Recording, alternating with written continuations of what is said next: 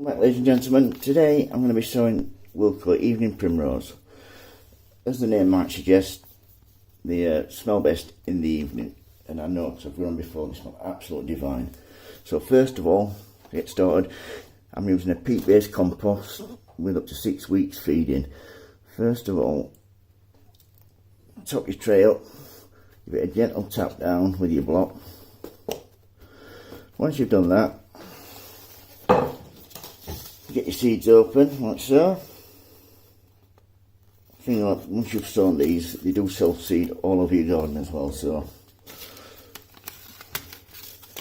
you should have them for many years to come. And like I said, in the evening you cannot beat the fragrance. So let's look at these seeds, shall we?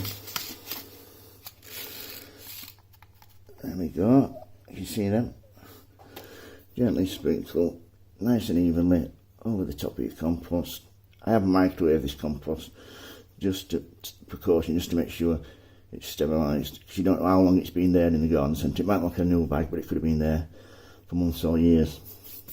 Right, cover with 3 to 5 millimetres of compost,